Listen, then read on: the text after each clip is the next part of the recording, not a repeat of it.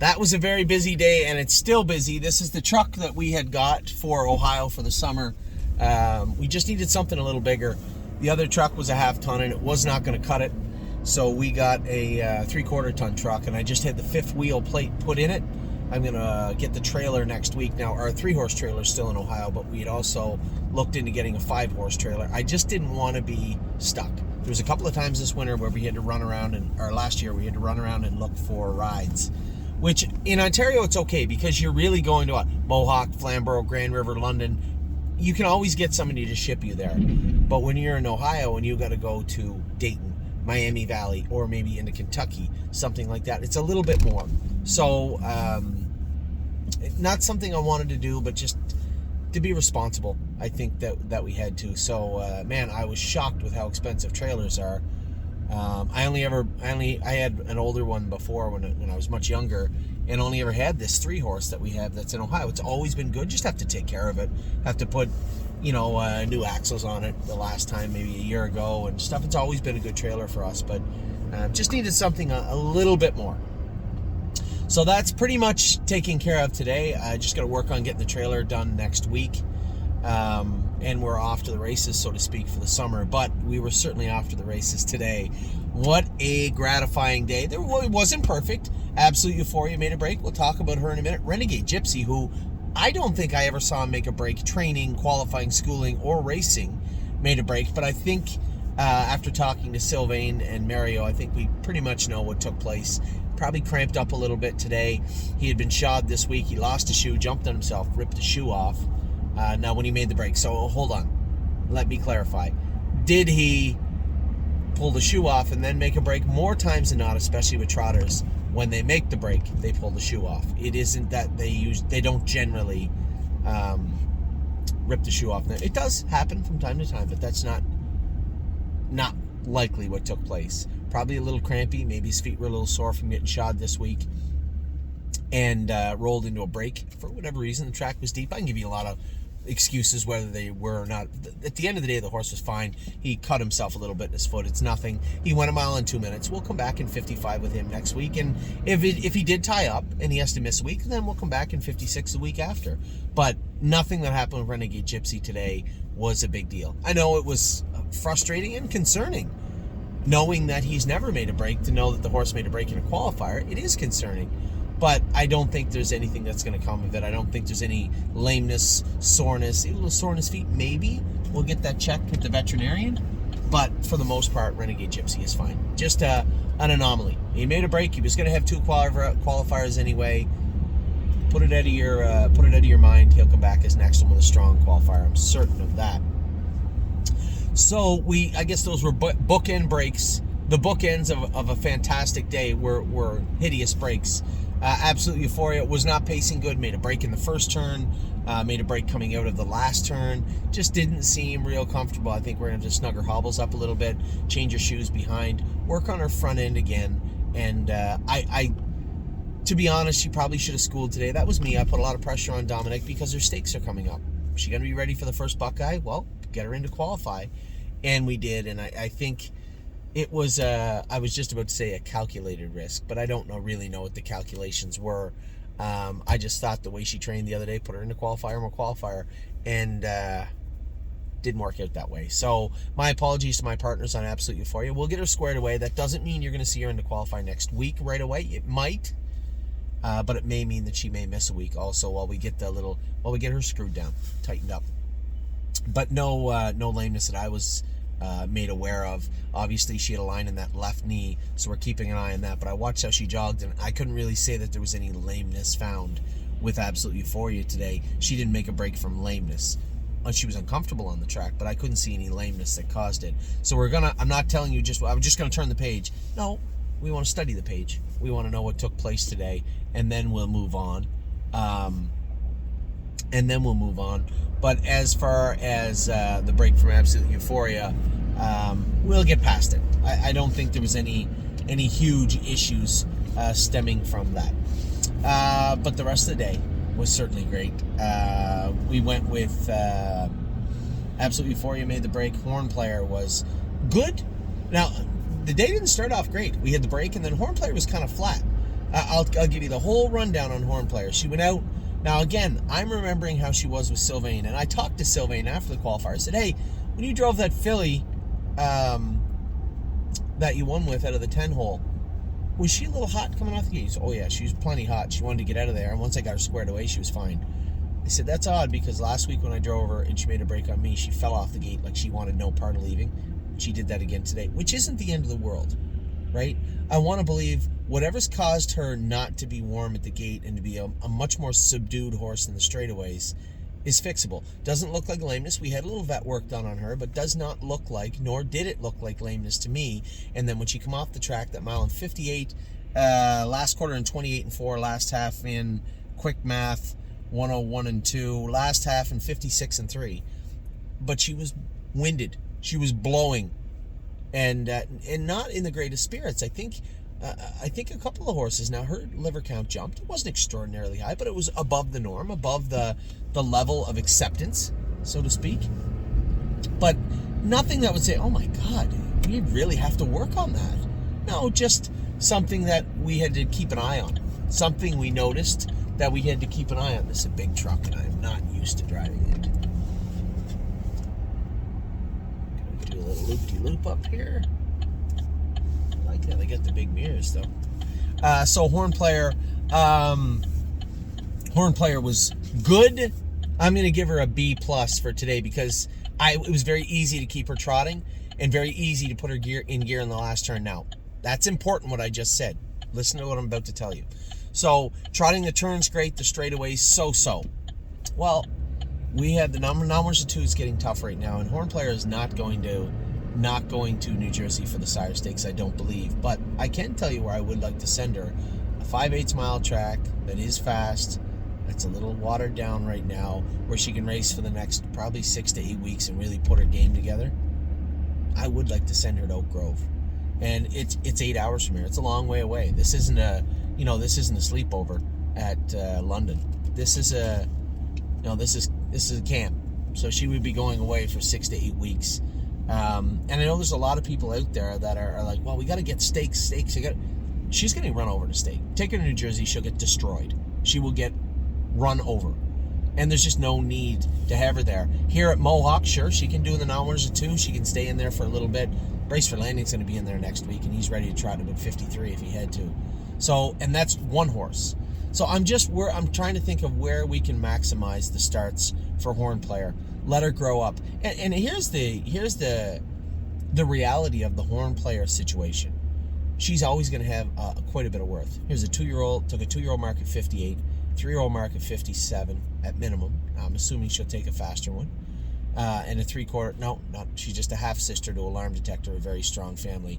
I can only imagine, historically speaking, that filly's probably going to be worth $60,000, $70,000. At the very least, she'll be worth the 40 or 50 that we got for the Uncle Peter filly, Sweet on Pete, and the creatine filly in Purple Aura. This is a Tactical Landing filly. Again, a bigger, stronger filly. Although Pete was a big filly, she is not as big as... he's bigger than me. She is not as big as Horn Player, and Horn Player is going to be a big filly. Physically, she is not. As far as lameness, she's sound as a dollar.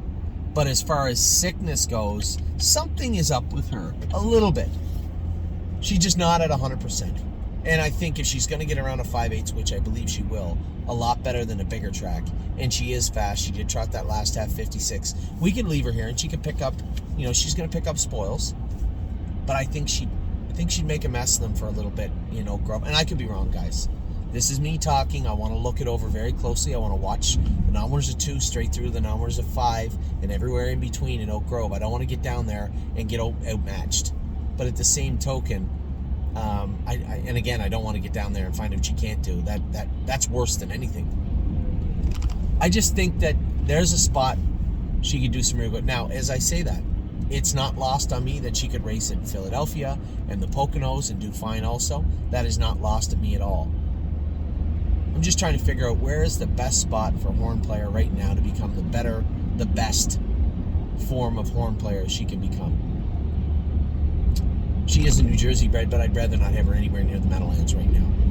But that is an option. I just don't Don't think it's our best one. Different surface, maybe. As you can see, I'm open to dialogue on Horn Player. I'm sure I'm going to get a ton of emails from my partners on her. My 2 cents right now, I guess you can lean, you could send her anywhere.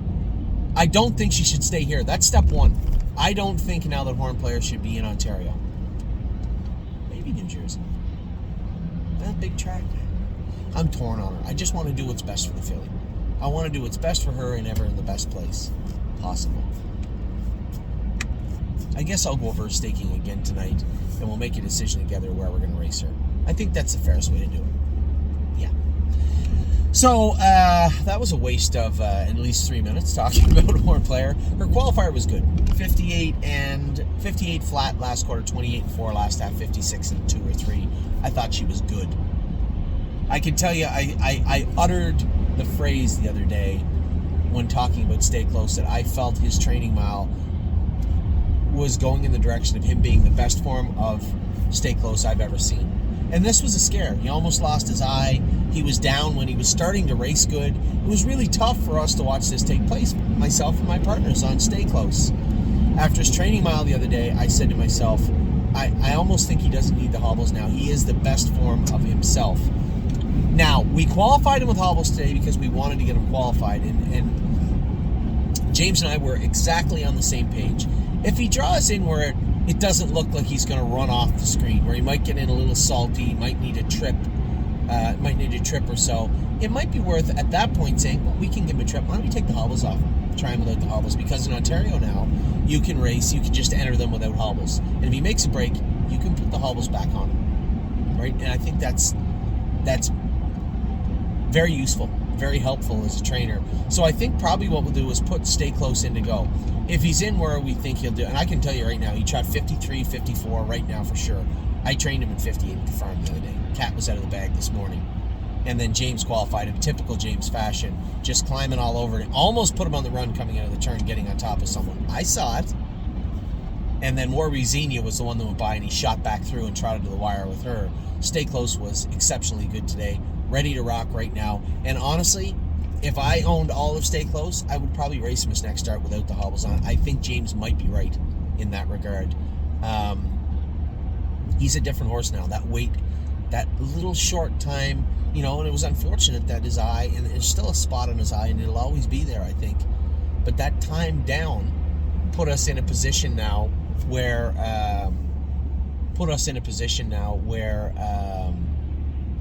Stay Close is a better form of himself. He does look good. He does feel good. He is trotting good. I am very, very impressed with what I saw from Stay Close today, and I think we're all going to have a lot of fun with him this summer. So that was the fifth qualifier. Sixth, we had nothing.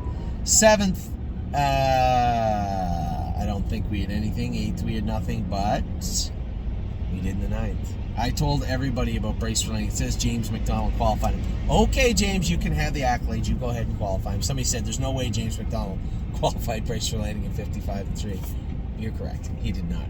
I just wanted to. I didn't really care if I showed Brace off today, but I didn't want him on the front. He was great at the gate. In the first turn, he was a little rolly. He's just finding his bearings. It was his first start on the gate. Didn't school him. The reason we didn't school this horse, as I told everybody, was a little underweight and a little lean, and Amy is working her butt off. I think she gets upset when I say that all the time, but it's not a reflection on her caretaking ability. She is doing everything she can to put all the weight back on, to put weight on. It was never on him. To put weight on Brace for Landing. He's just always going in a stall. He's bouncing, jumping around, roaring, playing around on the track. He's throwing his head. He's just always wound tight. And it's hard to put the weight. He eats good. It's just hard to put and keep weight off, and that's why he's not going to New Jersey. I had somebody message me today and say, I guess Brace is going to New Jersey now. Absolutely not. Brace for Landing will not leave Canada until after June, until after the good times. He is not going to the New Jersey Sires, and that there's no discussion to be had on that. I just don't think we're going to send him there. You saw how useful. You saw what I told you about Stay Close.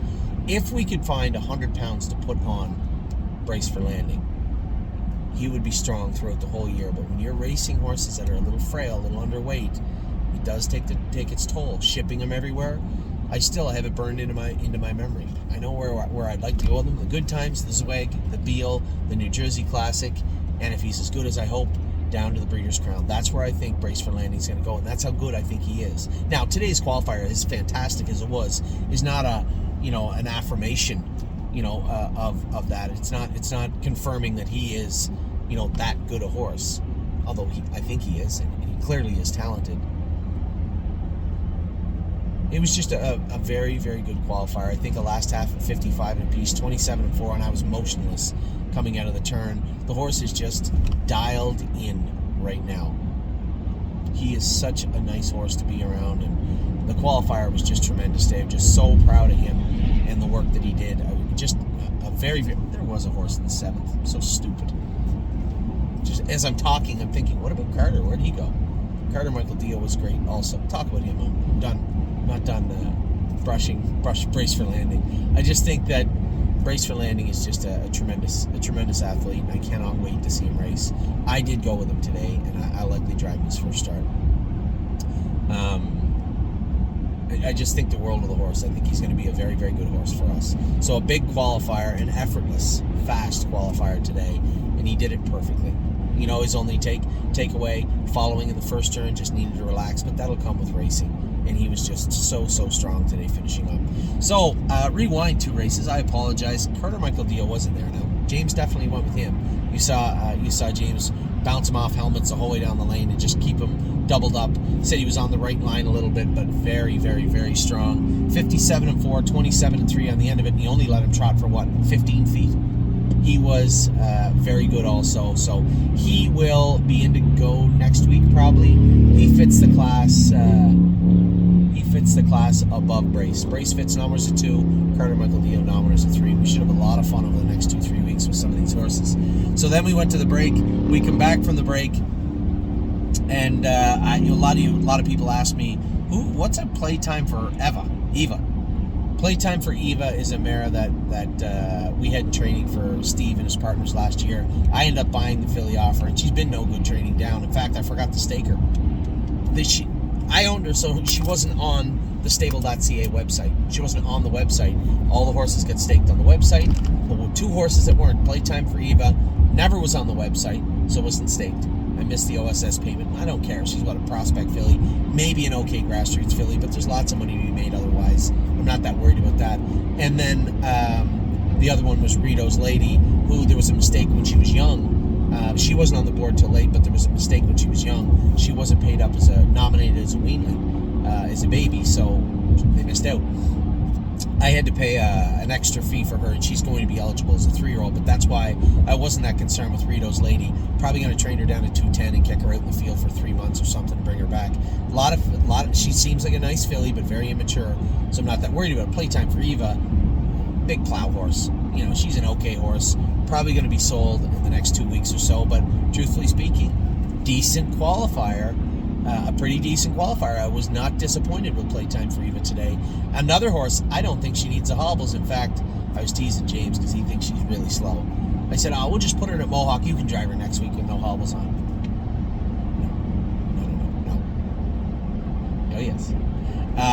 Playtime for Eva, I thought, was good today. In fact, she's no killer, and if we qualified in school at 12 today, she was the 12th best one. But she's qualified a mile and 2-2 the last half and a minute and a piece, last quarter 30 seconds a bit, not bad. So we'll race her with no hobbles on next week. I might even put her at Mohawk. I'm trying to sell her, and I will end up selling her, but it looks like she might be a mildly useful horse in the very near future.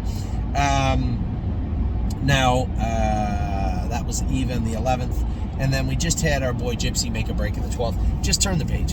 It's not a big deal. There's nothing to see here. Made a break, whether his feet were sore, he tied up a little bit. Whatever he did isn't major, and it will be fixed immediately. If he tied up, it might take us a week or so to get his AST down. If it's his feet, we just have to work on his feet, potentially change his shoes, but I don't think there's anything to see here with Gypsy. He still made a break, 1 mile and 2 minutes, 29 seconds on the end of it. We only planned on going in 58 with him today anyway, so we'll come back with exactly what we planned on doing next week, 55, 56, 57, something like that. But Renegade Gypsy will be fine. Now we went to the schoolers. We weren't done yet. We had 7 qualify. We had 5 school. James's horse went good. His name is, the 3-year-old. Hasty Bid. Hasty Bid went good. I didn't get a time on him. He didn't tell me, but he went without hobbles, and he was happy with them. So we'll rewind right to the start. I went with Crantini in the first. James went with Nothing But a Dreamer. Nothing But a Dreamer was good, but as it went out of there, there's some pacers going out of there, and I'm trying to keep Crantini quiet, but not put him on the front. I don't want him there. I wanted him in the middle. I'm trying to get him in the 3-hole, and the guy in the front's backing in, trying to slow down, and Crantini got mad and made a break. And he didn't actually make a typical break where he just galloped through his head. He just put a step in, and I felt like he maybe touched his belt, grabbed a bell boot, or touched himself, and just kind of rolled off strike, come right up trotting right away. And I just pulled him up. I said, and I didn't put a snake cord on him because I didn't want to fight him. I said, that's enough. Put brace for landing, snake cord on him. Put brace for landing, snake cord on him, went back out, and I put his nose right on the gate, knowing that could have been an atomic bomb that went off, and it wasn't. Put his nose in the gate, followed it quietly. I took him back. About 3/4 of a length off the gate, and then went out of there with him.